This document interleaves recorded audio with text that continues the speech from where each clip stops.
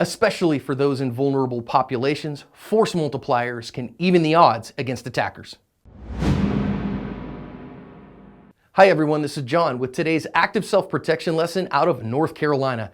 Here we see an attempted mugging / home invasion that goes really badly for the mugger. And we're going to learn important lessons here about situational awareness in transitional spaces, about having an attitude of self-defense no matter what, and why we recommend you keep the most effective force multipliers on you that you possibly can. If you go read the news story on this one, this is a 65-year-old woman who is coming home from bingo at 2 o'clock in the morning, and she has been robbed before and had dealings with robbers. So if you pay attention while she's coming around the car, number one, she's paying attention. Number two, you can see right there, she has a big old kitchen knife in her hand as she goes up to her front door. And it's a good thing she did, because this guy's gonna come up and try to rob her, and she's gonna go to town on him a little bit, and it's a bit of swashbuckling, have at you, avast ye mate, but the guy's gonna close the distance on her a little bit. But boy, this lady's got a lot of fight in her. He throws her up against the wall and does get her purse away, but she hacks at him enough that he runs off, and she actually threw the knife at him, is what the news story said. Let's go back and think about some significant lessons out of this one.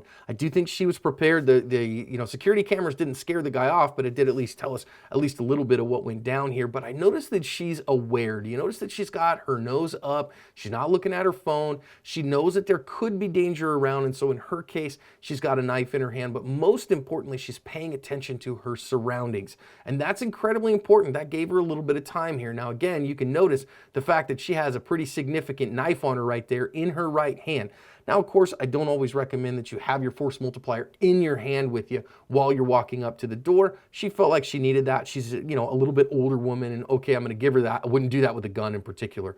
Notice that her awareness bought her just a little bit of time. When the guy came around the car, he wasn't on top of her when she saw him.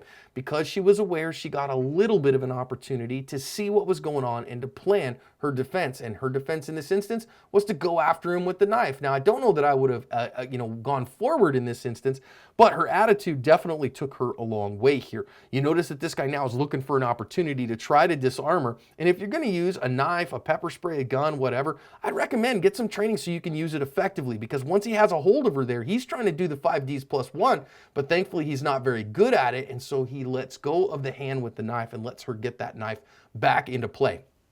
Now, of course, he's just going for the purse, so once he's taken that purse off of her hand, he doesn't care to hold on to her. He wants to let her go, and that's a good thing for her, and we're grateful for that. But thankfully, she is able to drive him off. Now, she runs after him a little while. That's kind of human nature, but I recommend that you not do that so that you don't put yourself in further danger. Overall, incredible attitude from this grandma. Some good plan. Would maybe work on some skills so that she can do that a little bit more effectively and not put herself in danger, but she covered her asp.